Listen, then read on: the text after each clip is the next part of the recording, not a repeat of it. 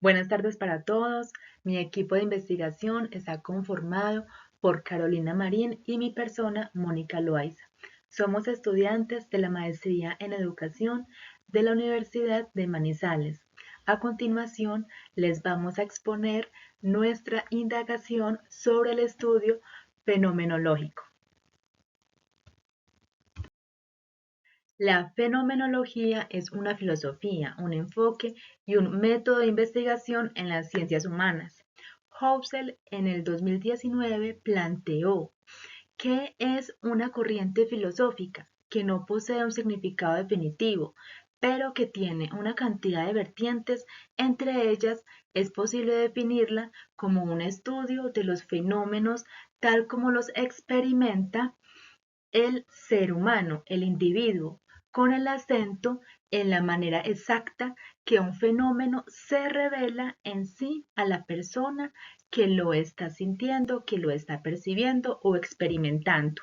En consecuencia, es preciso señalar que la fenomenología es el conocimiento de las realidades en diferentes contextos. Examina lo que las personas piensan, además de lo que se ve y se percibe.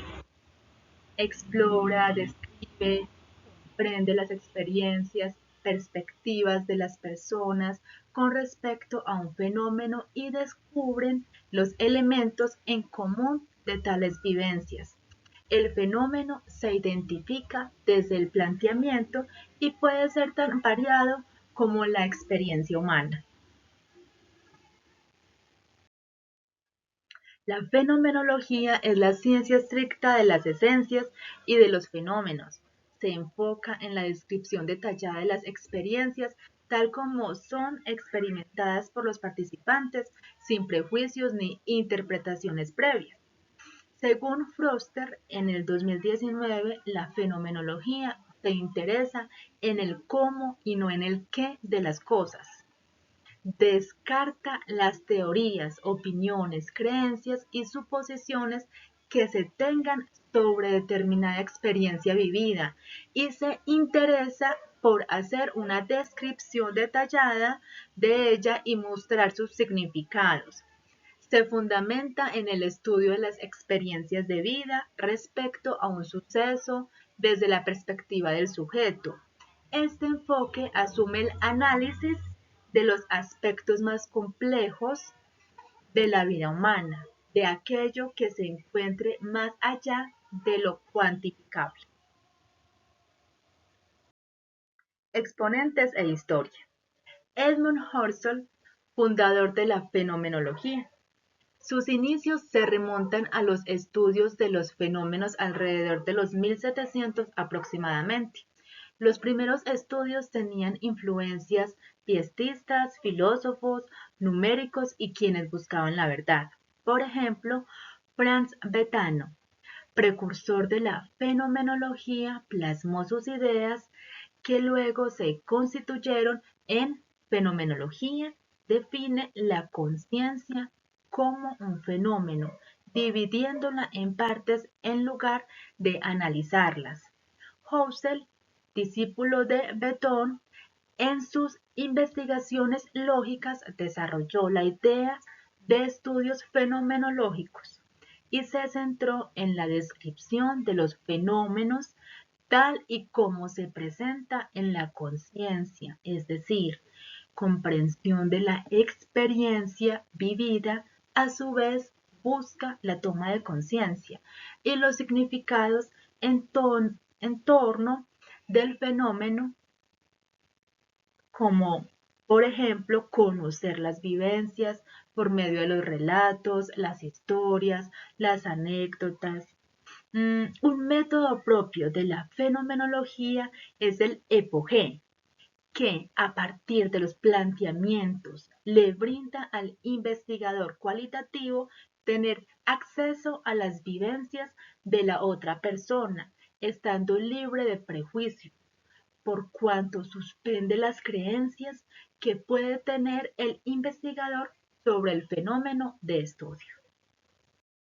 Según Martin Heidegger, discípulo de Husserl, desarrolló lo que se considera como la fenomenología existencialista o hermenéutica, entendida como la forma de interpretar, declarar, anunciar, esclarecer y por último traducir. Su objetivo es la comprensión de los fenómenos que son traídos a la conciencia del ser humano, es decir, que su interés centra en el ser. Busca comprender el significado de la experiencia humana. Su propia fenomenología tenía un enfoque más existencial. Se centró en la interpretación de los fenómenos ocultos y en sus significados. La fenomenología heideggeriana es una filosofía y a la vez se constituye como un método que guía la reflexión de la investigación para comprender los fenómenos. El método de análisis parte de la comprensión personal de la misma persona. Maurice Merleau, influenciado tanto por Husserl como por Heidegger, propuso una perspectiva más enfocada en la experiencia corporal y el sentido encarnado en las cosas. Su trabajo se centró en la percepción y la relación entre el cuerpo propio y lo sensible. Merleau-Ponty esboza que el sujeto, junto al mundo real que lo rodea, es la base primordial de la conciencia. Esto crea un vínculo entre el sujeto y las circunstancias vitales de la cosmovisión en la cual se desarrolla. Jean-Paul difiere de otras corrientes fenomenológicas debido a su énfasis en la libertad humana y la responsabilidad ética. Sartre no sigue un método fenomenológico puramente riguroso, sino que integra aspectos de la fenomenología existencial con el existencialismo y tiene aportes desde la psicología. Y para Sartre, la intencionalidad no es solo un aspecto de conciencia como lo era para Husserl, sino que la intencionalidad es la conciencia. La fenomenología fue entonces para Husserl un descubrimiento de lo que ya estaba allí. La intencionalidad en su espontaneidad tiene psicología fenomenológica 385 y revela valores solamente creándolos. Como pudimos evidenciar, hay diversos tipos de fenomenología. Sin embargo, para esta exposición y como método para el desarrollo de conceptos e investigaciones, destacaremos dos enfoques o dos tipos. La primera es la fenomenología hermenéutica. Aquí, Max van Meyne se considera pionero. Sus aportes fueron la traducción de la fenomenología y la hermenéutica desde los aportes filosóficos al contexto de la investigación educativa. Su modelo de investigación está basado en la experiencia vivida y cómo ésta proporciona una base para que los investigadores, en este caso del ámbito educativo, puedan reflexionar sobre su propia experiencia personal en torno a la educación. Meine describe la investigación orientada hacia la experiencia, es decir, la fenomenología, y la interpretación de esta, es decir, la hermenéutica. Asimismo, él mencionará que el método de la fenomenología es que no hay un método. Según él, hay métodos o caminos, que si bien estos caminos suponen una determinada orientación intelectual y altitudinal del investigador, también tienen nociones y presupuestos de la fenomenología y la hermenéutica. Por otra parte, entonces tenemos la fenomenología empírica trascendental. Aquí su principal precursor es Clark Moustakas. De acuerdo con Moustakas, esta fenomenología se centra menos en las interpretaciones del investigador, por tanto retomará un concepto clave como lo es la de Pouchet de Husserl, en donde se le da relevancia a las experiencias de los participantes y no a las experiencias propias del investigador, debido a que se evita que se tenga un sesgo de sentido o de subjetividad dentro de la investigación. Él diseñará una guía para la cual se puede utilizar o por la cual se puede realizar una investigación o un estudio fenomenológico. A través de esa guía, el investigador debe desarrollar lo que se conoce como una descripción de textura, que es las experiencias de las personas o lo que están experimentando los participantes. Luego, una descripción estructural, que es cómo se experimenta las condiciones, situaciones o contextos de ese fenómeno y al final una descripción general, que vendrá a ser la suma de la descripción de textura y la descripción estructural que permite transmitir una esencia de la experiencia o del fenómeno de manera conjunta. Después de abordar los tipos de fenomenología o estudios fenomenológicos, vamos a hablar de las características.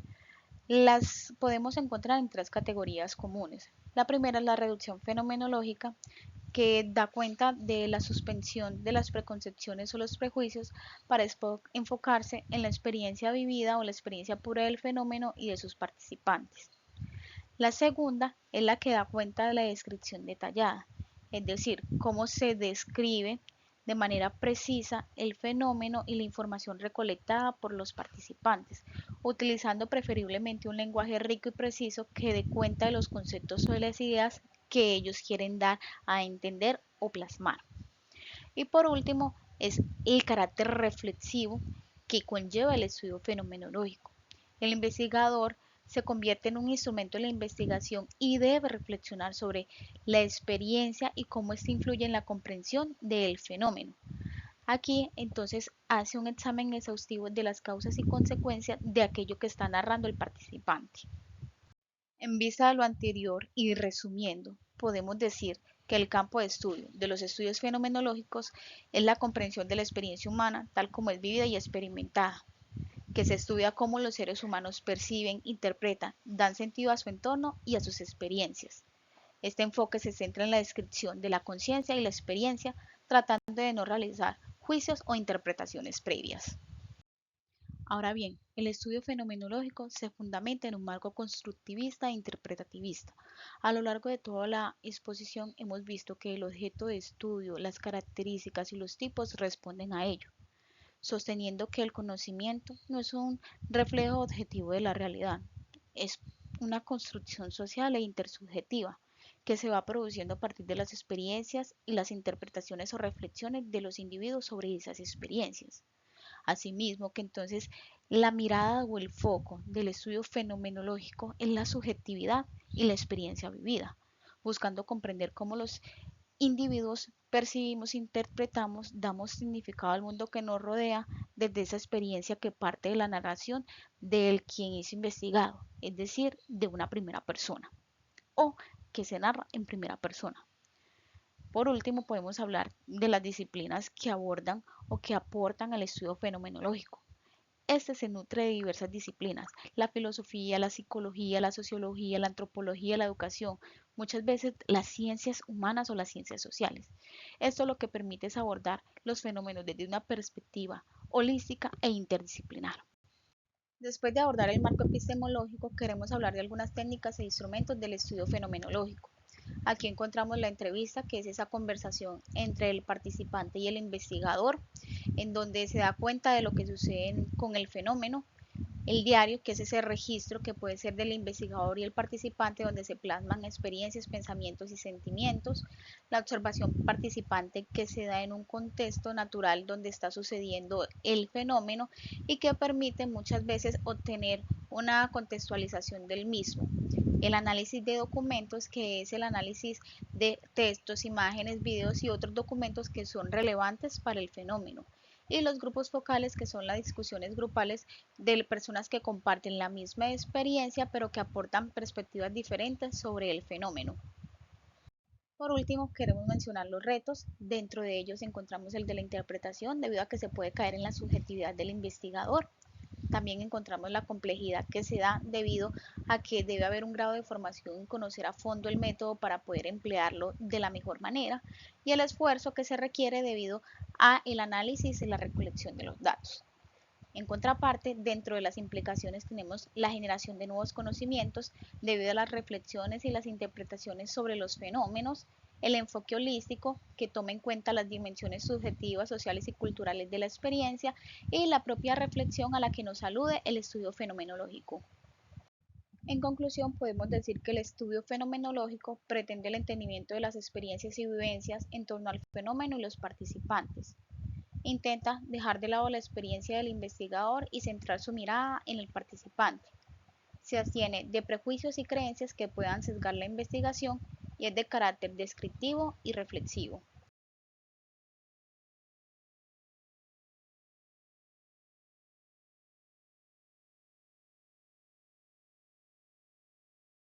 Agradecemos mucho la atención prestada y les deseamos un buen día.